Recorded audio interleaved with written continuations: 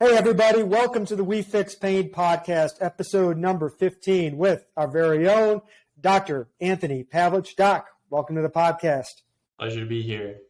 We Fix Pain podcast, we talk about integrated neuromusculoskeletal care. That's treatment, conservative treatment of musculoskeletal injuries, injuries to muscles, bones, tendons, joints, nerves. That's what we do at Airrosti, and we like to say we fix pain fast. This episode here, it features Dr. Pavlich. Dr. Pavlich is quite an accomplished runner. And the topic of conversation today is running injuries and running athletes. We're January. We're here in Texas in prime time race season here. January, February, March, April, because it gets too damn hot here. May, June, July, August, and September. It's the opposite of our colleagues and friends up north. So bear with us here. If you're up north, this information will benefit you, benefit your patients. So, Doc, I like to start with 5 fun random questions. People need to know a little bit about you, and kind of a fun introduction is a little bit of background about you. So these are coming in off the top of my head, this dark, deep mind that's back here. So let's get to it here. All right, Doc went to school out here in Boston. Let's start with that. Your favorite place in Boston for dinner?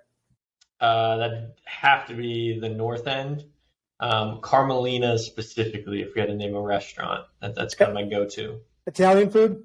Italian, absolutely. Yeah, Boston's first class, got some first class Italian restaurants. All right, Doc, your bucket list vacation, where would you go? Bucket list, I would say Bali. That's kind of been on the bucket list for a while. It was supposed to be me and my wife's honeymoon, but that got canceled because of COVID, so still on the bucket list. Yeah. All right, so you're a runner, if I'm not mistaken. Yep, you're not mistaken. Bucket list race, the race that you most want to do. It could be a fun run, it could be an adventure run, or it could be a timed marathon, half marathon, 10K. Your bucket list race. What do you want to do? It would have to be the Boston Marathon. Having been in Boston, witnessed that race so many times, it would definitely have to be that. But I need to get like an hour and a half faster. So. People don't understand how big of a deal it is for the Boston area and the Boston community. I mean, they have Patriots Day where every single professional sports team plays. Whole communities go out and onto the course and support this. And pretty much the city closes down exclusively for this event. So it's a big freaking deal. Yep, it's a holiday. It's a day off work. So Nice. All right, cool. Mountains or beach? Where are you going for a trip? Beach, for sure. And Bali, that'd be the beach of choice? Exactly. You got it. All right. Are you originally from Texas? Yep. Born and grew up in Houston. In Houston here. Okay. All right. Your most stereotypical Texas experience? Franklin's Barbecue in Austin. Gotcha. It's got to be a classic, sitting in the line and getting barbecue.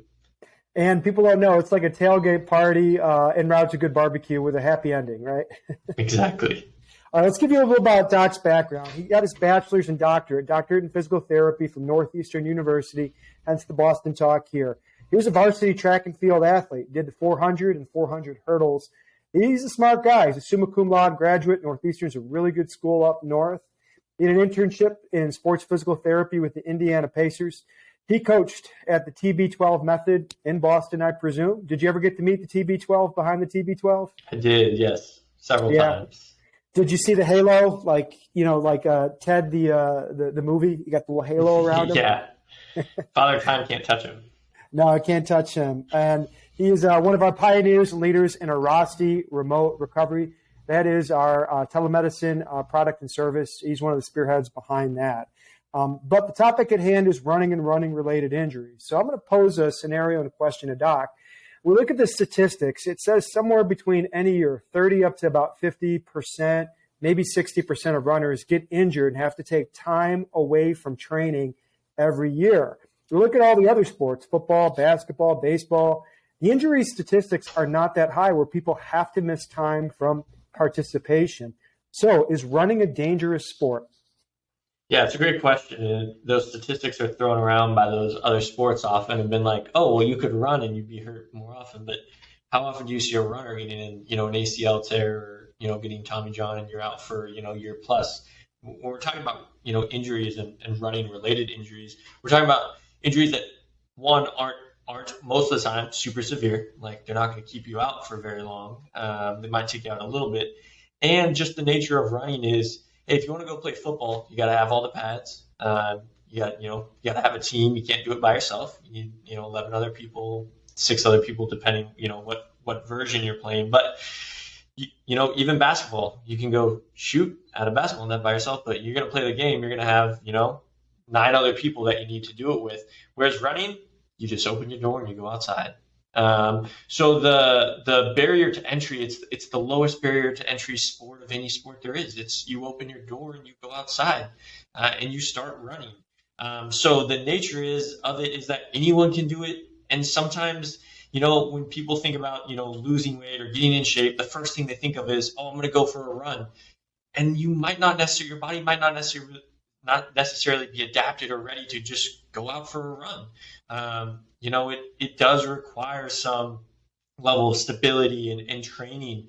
And I think that's why, you do see these somewhat, again, quote unquote, higher injury rates. Again, these injuries, they're not torn ACLs. They're not, debilitating injuries. A lot of times it's, is it just some patellofemoral syndrome, some runner's knee, a little bit of hip pain, some back pain, plantar fasciitis, all these things that, are common kind of soft tissue musculoskeletal injuries that are very fixable, very treatable. And a lot of times it just comes down to management of training load, and just kind of how you approach the run. And they're all very fixable and a lot of times preventable is the big thing is because of these statistics, that means like, all right, 4 or 6 out of the 10 people listening are, all right, if I go for a run, I'm going to get hurt. That's not how these work. And the reality is, especially if you're really good with your prehab, and know what you're doing going into the run. I've ran, my entire life since I was like 7 years old. I started 7 years old. I'd run 2 miles a day, every single morning, as kind of my workout. I've been running for, 20 plus years. I've never had an injury that's kept me out for more than, 2 weeks, in that entire span of time. Have I had, knee pain, hip pain, things like that, and had to sit out a few practices here and there? Absolutely. But I've never had that, that really kind of long-term injury, with the exception of when I sprained my ankle playing basketball and had to, sit out for, 6 to 8 weeks. So I think it's kind of the nature of training, how you train matters a lot. And I think for, majority of people, because it's so easy to do, it's, hey, I open my door, I go outside, I just start running. There's never that thought of, hey, maybe I need to do some hip stretching. Maybe I need to do some, some glute strengthening or whatever it may be. There's just never that thought never comes to mind. It's like, I want to run, I'm going to go run, which is a great solution until it's not, until, you've overloaded it because you started, your body wasn't able to adapt to running. So I'm going to paint a scenario for you because this is happening across the United States, especially here in Texas, and pretty soon when the weather turns March, April, May. It's New Year, right? New Year, new me, right? It's going to be a good Dr. Pappas. I'm going to get my best beach bod, forget my dad bod. I'm getting the God bod, the whole nine, right? And I'm Greek, so God bod would be alluded to my ancient ancestors here. But I want to run a 5K. I've never ran before. Right? The thought of running makes me nauseous.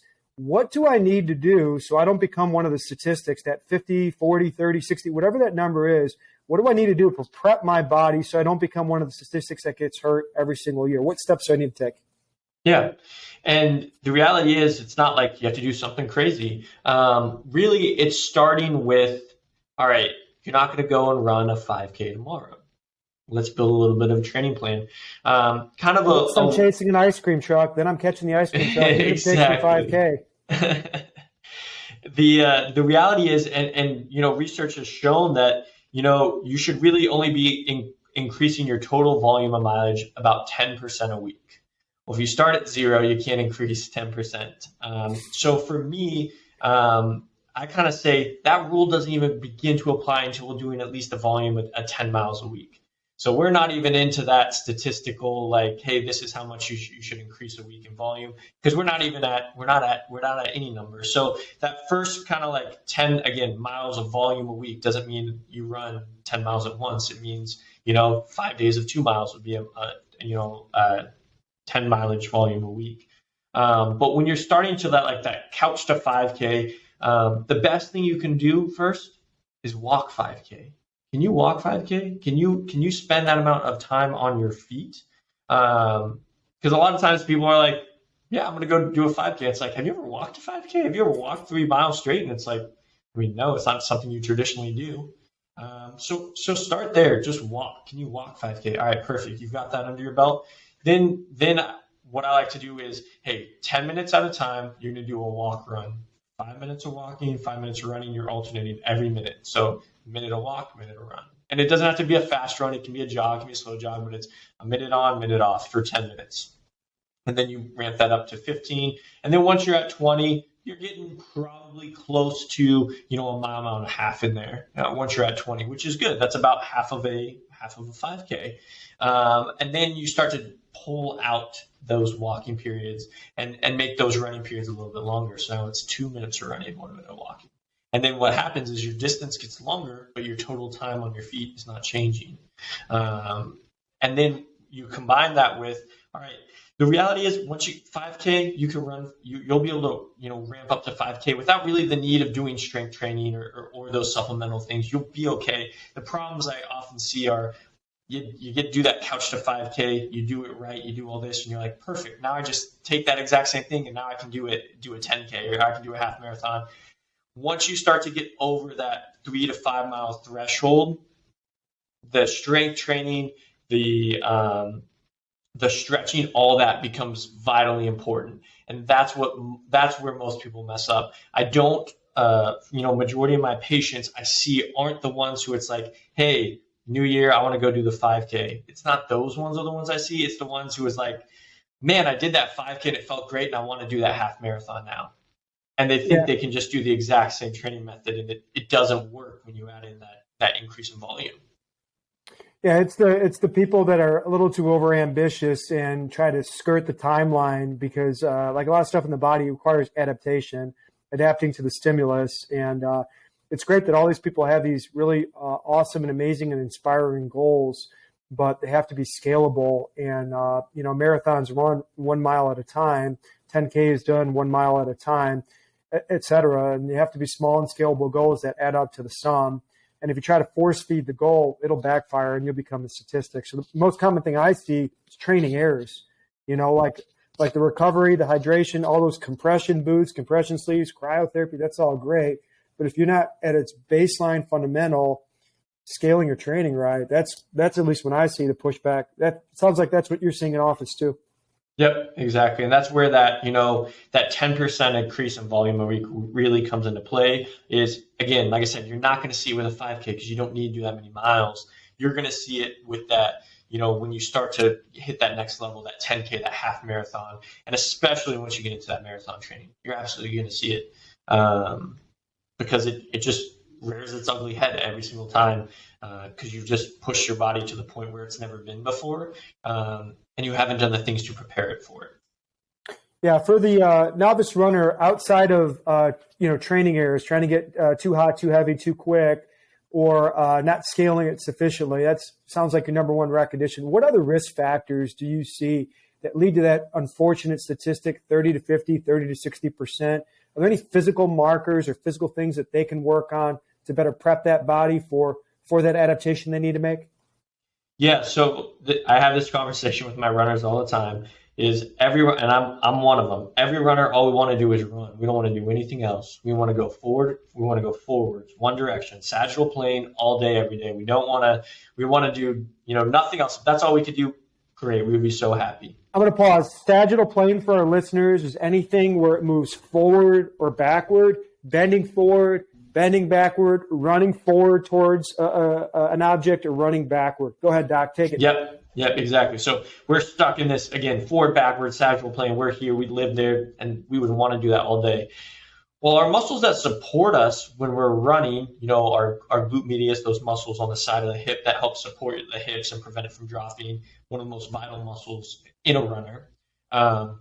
Those muscles that do that, those muscles at our ankle that support our ankle joint as we're toeing off and running through that, those muscles aren't worked necessarily in that sagittal plane. The way that we strengthen them is in the frontal or that side to side plane. So frontal plane being side to side. That's how we strengthen them.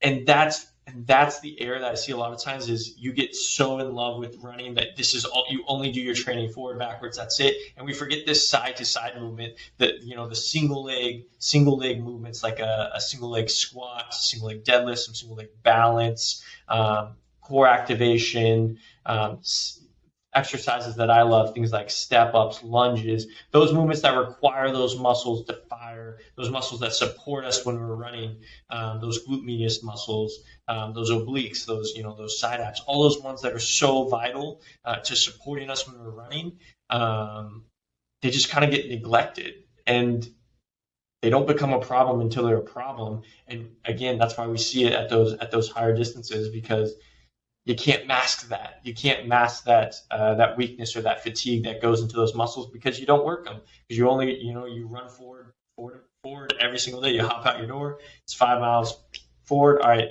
I got home and I'm done. You hop in the shower. There's no recovery. There's no, there's no foam rolling before and after. There's no stretching. There's nothing there. And that's when, you can't hide what was probably underneath there the whole time. There was probably already some weakness there. There's probably already some tightness in the calves. There's probably some tightness in the hips, which wasn't a problem until you started to, you wanted to do 6-8 miles at a time. You can't hide that problem for that long. Yeah, I like to use the criteria for a lot of runners, and I'll actually videotape it on their own phone in office, and I'll say, give me a single leg squat, just one. Now imagine you have to control your body weight for thousands of steps over 13.1 miles, 26.2 miles. You can't even do it one time here. And that's just an indication that, if you can't control and master that one movement, it's supposed to be a hinge movement, going down, coming back up, and you start wobbling all over, you need some control over lateral and rotational movements. And then I'll also cue that little tidbit. What's the fastest way from point A to point B? And they'll look at me like, oh, it's a trick question. I'm like, not a trick question. Straight line. But you can't run in a straight line if you can't control yourself in rotation or in lateral movements. So I like that, training all three planes of motion, because if you want to dominate the sagittal plane, you also have to be able to control the other planes enough so you're just moving sagittally. So Doc, give me your big 2 or 3 things. Like you mentioned, controlling the sagittal plane by controlling rotational, that's transverse, lateral, that's frontal movements. Give me your top 2 or 3 exercises that you commonly recommend, especially to the novice runner, for mastering and controlling that. It's your top 2 or 3 exercises for those things. Yeah, absolutely. And these are ones that I kind of give to pretty much everyone. It's like, I consider this my running warm up. When I have patients and stuff, I'm like, this is your rehab now. This becomes your warm up once you're better. So first one I love is a step up. One of the straight best step up, or did you go into multiplanar? Nope, just a straight step up, starting with that foot up on a step, and just driving up, trying to feel like you're like 7 feet tall is what I tell people, because it's number one for glute max activation. It's one of the best exercises. It's the best. EMGs. Yeah, exactly. Yeah, it's the best. It lights up the glutes more than any other exercise. And you get that little combination of stability when you're on that single leg driving up. So one of my favorite exercises. My second one that I really like is what I call an anterior reach. Another version or thought of it is like almost like a single leg deadlift, hinging at the hips, kind of reach forward, driving that leg back. It mirrors that single leg stance position in the kind of mid stance phase of our run, when that other leg is off the ground. And you're just hitting the ground with your other foot. That's the area where you're somewhat most unstable, but it's also the kind of the most important part of the run, because it's where you get that ground force production, where you get that energy from the ground to drive yourself forward. Well, if you can't control that because you don't have the stability in your obliques, your abs, your glutes, your glute med muscle, the ones that stabilize the hip, if you can't control that, you're going to have a really hard time taking that energy from the ground, from when your foot hits the ground, to then using that to propel you forward. So if you want to become a really efficient runner, get really efficient at converting the energy from the ground to forward motion, the best way to do that is being able to control those other planes. So that's why I love that anterior reach. So those are kind of my big two. My third one that I love is a kind of a crowd favorite, the Captain Morgan. So a very simple exercise, standing on one leg up against the wall, pushing that heel into the wall. It again mirrors that the dry phase of running. So the opposite of the anterior reach, which is the anterior reach is kind of the end phase of that as that other leg is kicking back. The Captain Morgan is more of the dry phase when your swing leg is coming forward. Again, you have to stabilize that. That's a lot of momentum and force coming forward as that leg is driving through. You need to be able to stabilize that at your pelvis, at your hips, at your core muscles in order to do that. So that exercise helps to mirror that and really is a phenomenal exercise for glute activation. So those are kind of my top three. Like I said, it's rehab when you're hurt. It's your warm up when you're not. Yeah, and there's a whole body of evidence that suggests like these rehab exercises become neurological prep. You're prepping the brain, prepping the spinal cord, but you're also prepping the tissues for the movement that you want. Your body's more likely to learn it when it preps it immediately prior to a bout of running. What mistakes do people commonly make, or what myths and misconceptions do people commonly have about endurance and distance running? The most common one is it's my shoes. The shoes are the problem. I just need to buy a different Michael Jordan, Spike Lee. It's got to be the shoes, right? It's got to be exactly. The shoes. I need a different brand. It's the shoes, and the shoes it's becoming more complicated because it used to be like, shoes don't make that much of a difference. Well, Nike got really smart. They put some carbon fiber plates on a couple pairs of shoes, and they were like, here's the statistics. It makes you 4% faster. And pretty much every runner was like, yep, it makes me 4% faster. It does. These shoes now, the Alpha Flies, the Vapor Flies, the Next Percents, every company now has them. ASICS has their own. They're carbon fiber rods versus. Is there a carbon fiber shoe that will help a 43-year-old male run a 3:10 so I can qualify for Boston? That's all I need to know, and I'm going to invest thousands today right in them. Hey, that's what they'll sell you on that. But so you've got these shoes now that, they do make an impact on your pace and your speed. Those shoes aren't meant to be trained in, though. They'll even tell you these aren't training shoes. These are racing shoes. It's like in track, we had spikes. We didn't really train in spikes. We trained in flats, just normal shoes. But come race day, we're spiking up and we're running. It's the same things with these shoes. You're not really meant to train in those. They're actually for people who do train in them. If you've ever worn them or used them, it's a ton of cushion in them. It's actually a little bit unstable. It's not uncommon that if you train in them frequently, you roll your ankle or you start to see problems in your knee and your hip because their shoes are meant to be raced in, not meant to be trained in every single day. But that's kind of a common myth is, hey, the problem's my shoe. I can promise you the problem's not your shoe. The problem is either the mechanics up at your knee or your hip or some other issue, whether it's you're overtraining or you just have bad form when you run. Some people it's like pitching. If you asked me to go throw a fastball or a curveball, I'd kind of know, but all my pitches would look the same. I just kind of throw it as hard as I could, and it may or may not make it to the plate, perfectly. Well, you wouldn't expect someone to come off the street and throw a curveball perfectly, but yet we kind of expect people to go from never running to going to, oh yeah, you should just be able to run because that's just a natural human thing to do. It's kind of a false expectation that we have. Running is a very complicated movement. There's a lot of things that go into it. We shouldn't just expect to hop off the couch and have perfect running form. When people, I'll video myself running for quote unquote what should be good form, and people are like, oh my gosh, that looks so good. And it's like, well, yeah, I've been doing this for 20 years. It's like I didn't just wake up yesterday and have this perfect form. So for these people who are just like, I've never ran before, and now I've just started running the past year, I'm not going to expect your form to be as perfect as, say, Eliud Kipchoge, who runs a 2-hour marathon.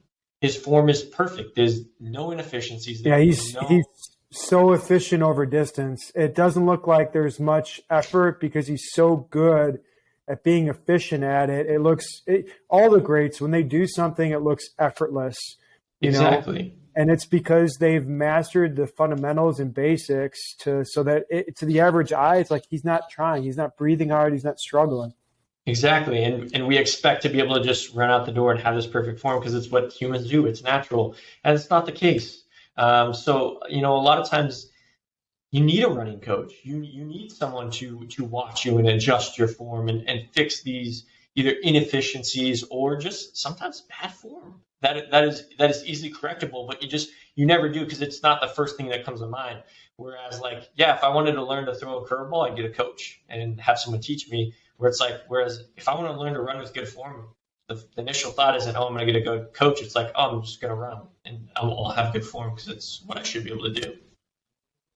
Gotcha. So the two big ones, it sounds like, is the running shoes. The running shoes, hey, they're the end all be all for a racer. And the second one is we take it for granted because there's a low barrier of entry to running that people will just, hey, I'm going to run. I'm going to have great form. It's just naturally built into me when the opposite is actually true.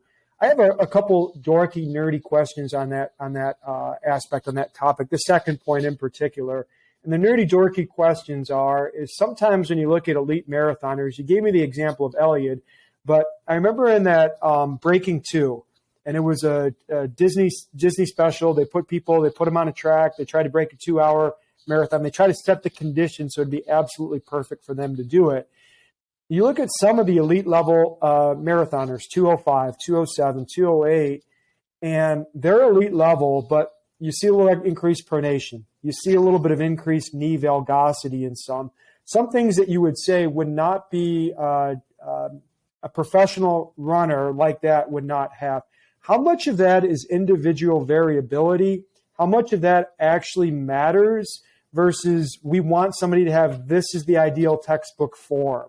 I guess I get a little hung up on what's individual variability, what's good enough, what's perfect, do we need perfect? I kind of get lost in that. The nerdy, dorky part of my brain gets a little lost in that conversation. Can you help me get through the noise there? Yeah, that's the $1 million question. And Michael Johnson's another good example. Was the fastest man in the world and had what many would argue is not great form for a sprinter. Honestly, pretty bad. Usain Bolt, his starts are horrible. Yeah, so you can look at these things, but I always kind of look at it in the context as a physical therapist. So if your form's bad and you don't have pain, do I care that much? No, not really. But if your form's bad and you have pain, all right, something's got to be going on. There has to be something that needs to be fixed. Or the next step from that is my form's bad and I can't break whatever it is, 4 hours, 3:30. You're just inefficient. All right, so the form is causing an inefficiency. Then it needs to change. But if you're running 207 and your form's bad, I don't really care. You don't have pain. You run in 207, your form's bad. Great. You're elite awesome. Level. Yeah, exactly. That's phenomenal, and there's not something to change. If your form's bad, you're running a 4-hour marathon and you don't have pain, and that's what you want to do. Great. We don't need to change the whole thing. We don't need to tinker with it because again, tinkering with running, it's not an easy thing to It's not an overnight. Oh, I'm going to just change this. There are a few things that you can change that happen relatively quickly, but a lot of the changes that need to have to happen over the course of months. It's not like an instant fix.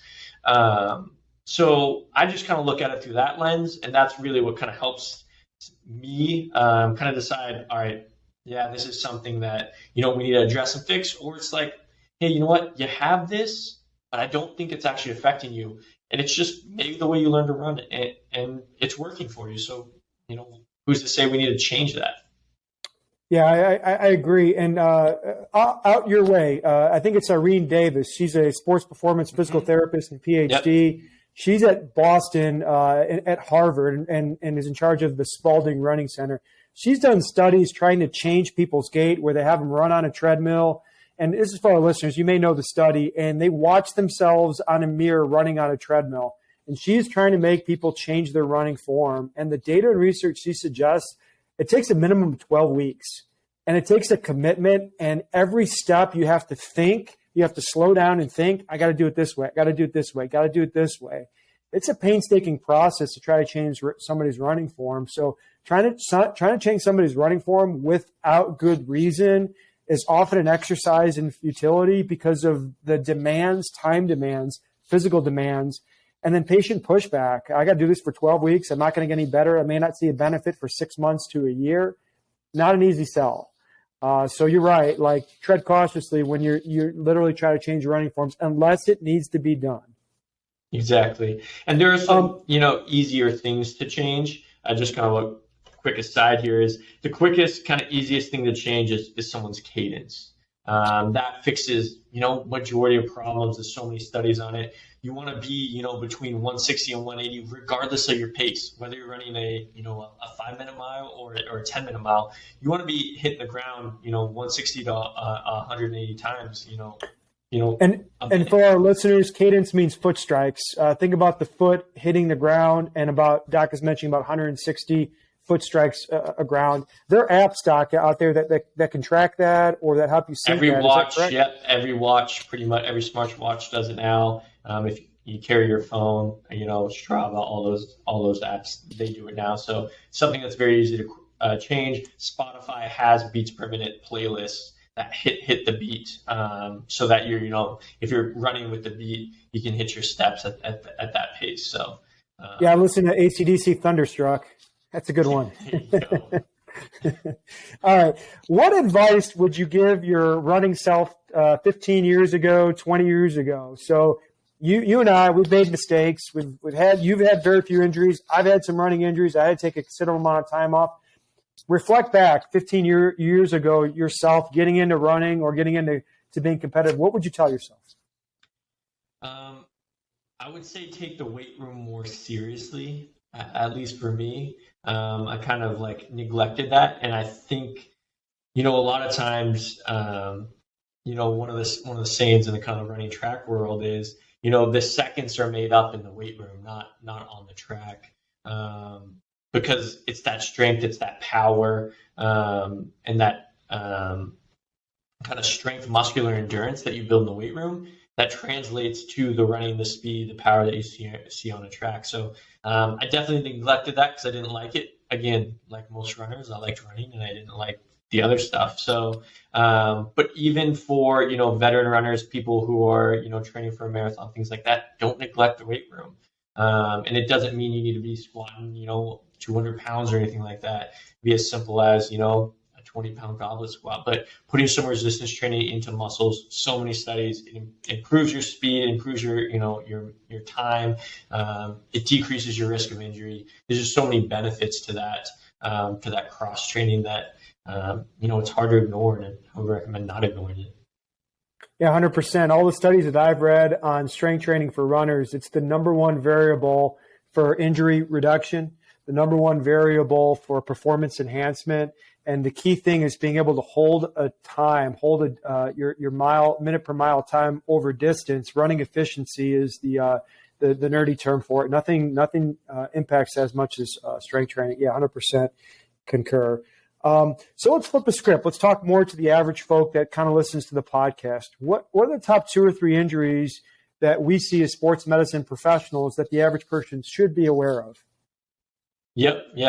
So, commonly what I see, is knee injuries, patellofemoral syndrome. It's a super common one. Kneecap pain for the average folk. Patellofemoral kneecap pain. Yep. So that pain right behind the knee, kind of radiating around that. See it in runners, see it in not runners. Probably a little bit more common in runners, but you kind of see it all over. But that's one of the more common ones that I see. Again, a lot of us lead a sedentary lifestyle, sit at work. Everything is in that, again, sagittal plane, that forward backwards. We never really train that frontal side to side plane of those movements. So it leads to those weakness in those muscles that help to support us. So when we do stairs, walking, anything like that, leads to those deficiencies that then often lead to pain or, that wear and tear on that kneecap there. So that's probably one of the more common ones that I see. Doc, what's one that, you kind of commonly see? Knee pain. The other one that I typically have a tendency to see is the plantar fasciitis, plantar fasciopathy. And I think a large amount of it has to go with volume. People make volume and training errors. I have a weird love-hate relationship with the plantar fascia.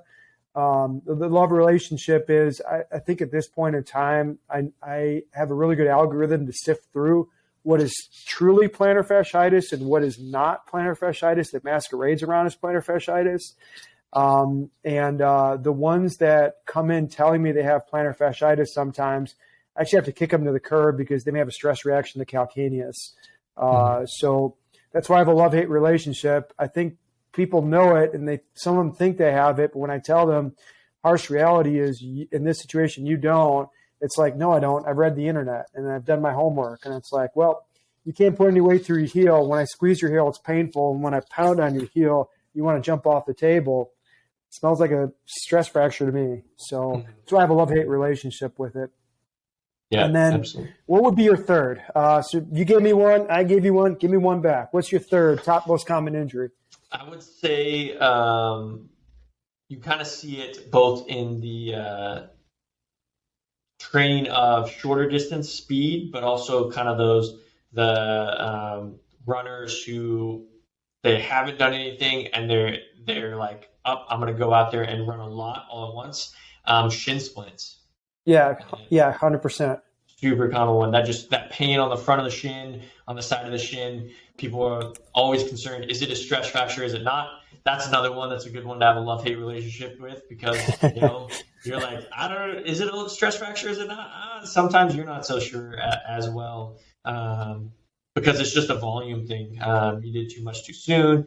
You see it. I honestly see it more in like high schoolers, cross-country runners, anything like that. They went from middle school where they were doing, 15 to 20, 25 miles a week. And then their high school coach, freshman, and coach is like, all right, we're going to have a 50, 60, 70 mile week. And they've only done half that, in middle school. And all of a sudden they're ramping up really quickly.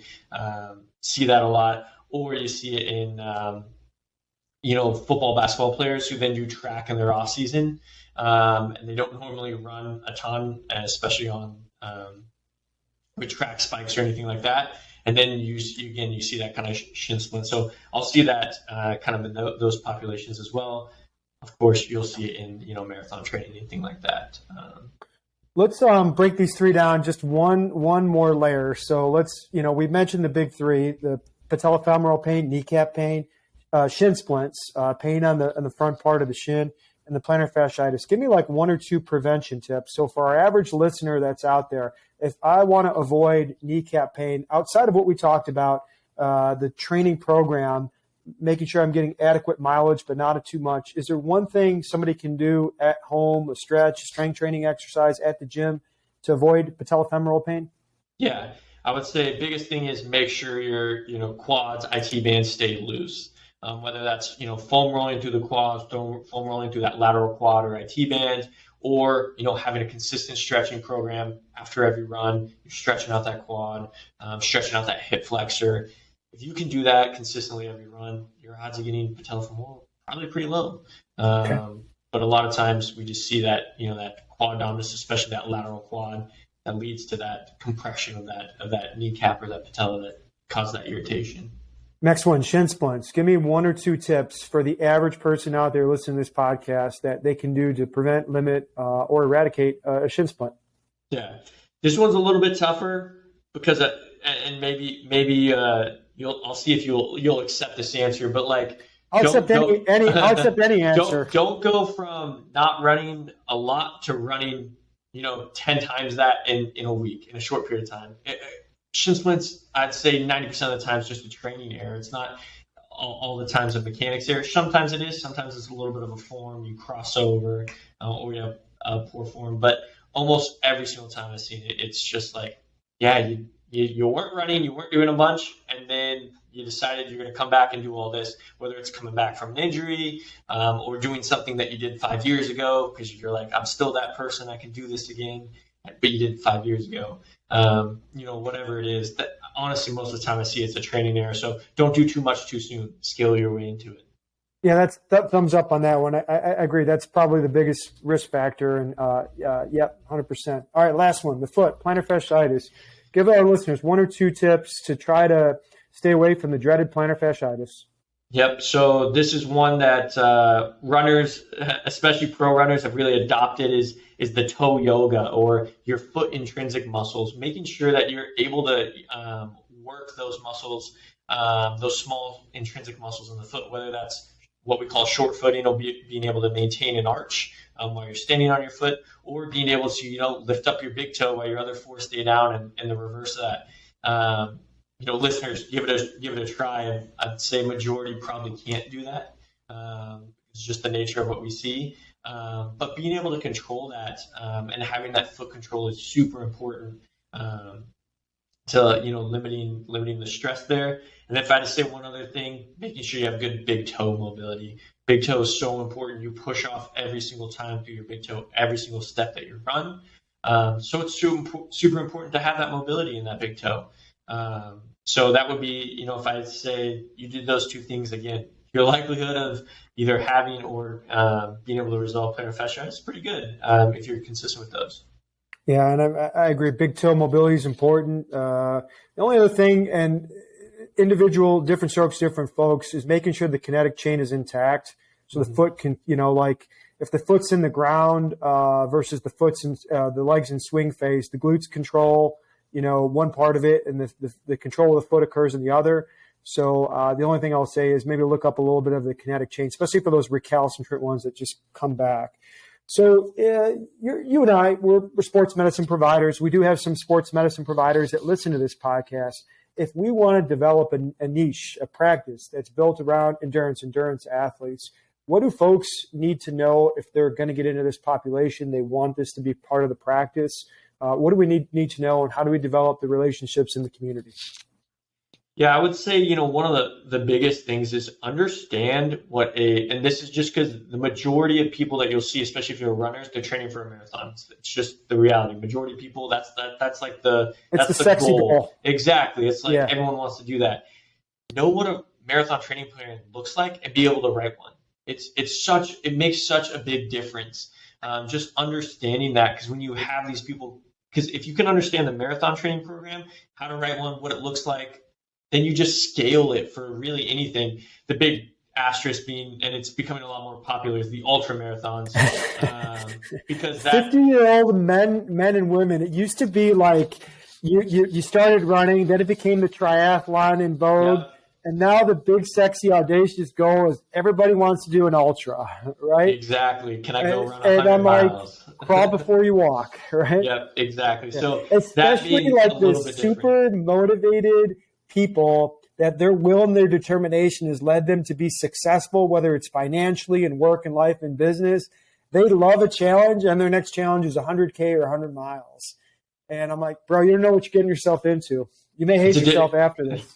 It's a different animal, because it's a lot less about being able to run that long, and a lot more about your nutrition, your hydration, your core body temperature. All these different things come into play with those ultra marathons. So that's its own beast. But if you can understand a marathon training program, how that works, you'll be able to scale that to a half marathon, to a 5K, and you'll be able to speak the language a lot better, with your patients, and you'll be able to adjust things for them. I can't say how many times I've talked with patients who have come in and they're at week 4, week 6 of a marathon training program. They're like, oh my gosh, am I going to be able to do that? That's always the first question. Am I going to be able to run this race? They don't care about anything else. It's, am I going to be able to run this race? And being able to understand where they're at, what their history is with running, how many miles they're at, how much time they have, you can then either decide, you know what, that's a realistic goal, we can do that. Or sometimes you got to shut them down and be like, look, we got 4 weeks. You've done 12 miles as your longest. You're in pain. It's going to take us at least a week, maybe a couple weeks to resolve this. By that time, we're not going to be able to get the long runs in that we need for you to successfully run this marathon. So being able to understand that and have that communication, being able to write them a program when the time presents itself, it goes such a long way with runners. That's how you get your referrals. That's how you get people to come back to you, because they're like, this person understands runners. It is a little bit of a niche thing. It's a little bit of its own breed. So if you can understand that again takes you pretty much to the finish line on being able to treat, again, majority of runners. Yeah, and we've harped on this podcast several times, training errors. And if you know how to schedule and program somebody, you can help them either avoid an injury or they are injured, but you can reverse engineer it. We know this is the race day. We know you're hurt here. We're anticipating these 4 weeks reduced to minimal volume. We don't have to finish your training program for you to finish the race, but we can start building up your volume, and you may not PR, but you'll be able to at least compete that day. Yeah, to your point, we can, by being smart about understanding a training program, we can navigate that path as pain-free and as easy as possible for the patient. Exactly. I always think of the 70% rule. You only need to be able to get to 70% of the distance to be able to do it on your race day. So, whether that's, you got your 18-mile long run, perfect. You're going to be able to do your 26.2 marathon. Great. Or, your half marathon. All right, you got your 8.5 mile long run in. Perfect. I'm not worried you're going to be able to get to that half marathon on race day. You don't need to hit the distance in order to do it. Because I can tell you, ultra marathoners aren't running 100 miles as they're training for. No. You can put your body in a survival situation without actually needing it. So, yeah. And to your point, from personal experience, I was at my best when 75 to 80% of my training runs were completed. I had a whole marathon training program, but 100% was on the schedule, and I burned out. And rinse and repeat that 2 other occasions. So now I'm judicious about my volume. I don't have these big, hairy, audacious week in, week out high volume goals. It's consistency. It's hitting my splits, hitting my times, and taking care of myself. And if I need a day off, my body's telling me that I'm going to take it, because if I finish the training program at 70 or 80%, I can do it and get a good time. Yep, exactly. A couple things here. We've talked about injury prevention, injury statistics. We talked a little bit about a patient that's injured and 1 or 2 risk factors. Let's talk about performance. We've switched. We've got out of the 5K, morphed into the 10K. We've done half marathon. We've run a couple marathons, and we've got New York City on top of the mind. We've got Boston on top of the mind, or we have a time goal on top of the mind. What are 2 or 3 performance tips that will help our runners or help our Airrosti clinicians or other clinicians, kind of navigate pain to performance, that spectrum? What are a couple performance tips? Yep. So this is one that's finally gaining steam after, being in the research and people knowing about it for at least the past decade, if not more, is slow down to speed up. It's doing majority of your runs at way slower than your race pace, kind of zone 2 heart rate training has shown that it will greatly increase your time and your speed come race day. It sounds counterintuitive. You want me to run slower and that's going to make me run faster, but building that cardio endurance, and this is for those longer distance runs, not so much the mile or anything, 5K is even kind of a little bit questionable there, but for anything above 5K here, slowing down to speeding up, making sure that you're doing those lower heart rate training days, is really the key to unlocking that next level performance. It's been studied now. It's gaining steam. People are talking about it. You're starting to hear the phrase "slow down to speed up" a lot more. So that's kind of my big takeaway, my big thing when we're talking about improving performance. It's all right. We need to build in a lot more zone 2 kind of heart rate days, and then the second one, and runners hate it when I say this to them, is hills. You gotta have some hill training days in there. Hills are so important because it builds strength, it builds endurance, it builds anaerobic capacity. It's so important. You need to have at least 1 hill training day a week. Today's Wednesday. It's actually my hill day. It's my hill sprint day. It's hump day and it's hill day. Exactly. Every Wednesday is hill day. I've got like a 200-yard hill at my apartment that's got like a 30% grade. So it's a beast of a hill. That's a beast. It's a beast. But up and down that for 30 minutes. But hills make such a big difference to unlocking that potential because it builds so much strength, so much endurance, and it really forces you to run well. You have to be an efficient runner if you're running hills, because if not, you're just going to fizzle out. So it makes you become a more efficient runner. So if you do those two things, you add in some hill days, and you slow down to speed up, it makes a huge impact. And you'll start PRing, and it doesn't take more work. It takes more efficient work and smarter. Work smarter, not harder. On the first point, is there a cue that we can give our listeners or our sports medicine professionals here? Slow down to speed up. Is it 50% of your heart rate max? I know you said zone 2 training. Can we break that down to a little bit of a simpler recommendation? Yeah, so that zone 2 is the easier way to think about it as an RP is like you're able to be conversational while running, not like what we're doing right now where we're talking, back and forth, but you're able to talk, have a conversation, not breathing so hard where you're not even wanting to say words. So what I always kind of say to my runners is, and this is specifically if they're not wearing kind of like a watch or something that has a heart rate monitor. Almost every watch now, smartwatch, anything like that, has your heart rates, has your heart rate zones. You just set it to zone 2 and perfect. There you go. If you go out of it, my watch, it buzzes if I go out of that zone, so I know I'm going too fast. I'll just slow down or walk for a bit until my heart rate drops. But the easier way, if you're not doing any watch, you're just going out for a run or anything, is you could be conversational while running. If you can't, you need to slow down. Gotcha. Doc, well, we're at about 50 minutes here, and I think we got a lot of great information here. Give me 3 closing thoughts or 3 big takeaways, and let's do an A and a B. 3 big takeaways for the sports medicine professional and 3 big takeaways for our runners, our general folks out there that listen to this podcast. They're just running athletes. Give me 3 takeaways for each different demographic. Yep. So for sports medicine professional, when you're dealing with runners, is don't be afraid. One, look at the training program. How are they training? What are they doing? And don't be afraid to make adjustments or tinker with that a little bit. Because again, we see majority of these injuries that we talked about today. Sometimes it's just training errors. So don't be afraid to, look at those, correct those, make those changes. I think number 2 is don't overlook form. Watch your patient run. Watch what they look like. See if there's any big errors, especially if there's, again, pain or, a lack of improvement in performance that they're trying to adjust, that they're trying to fix. If either of those are showing up, make sure you look at form because that can be the cause of that. And then number 3, I would say is don't just focus on the area of injury. And you mentioned it earlier. You have that plantar fasciitis. Don't forget to look up the chain because the pain may be in the foot, but the problem might be up at the hip. Problem might be in the core. We see the same thing with other injuries as well. That patellofemoral, we think, all right, it's got to be coming from the knee, that quad. Well, maybe actually a hip and a glute issue. Might be that glute med. Isn't firing well. So always make sure you're looking up the chain. Don't get so focused on that one area of injury. I'd say our 3 for the runners here.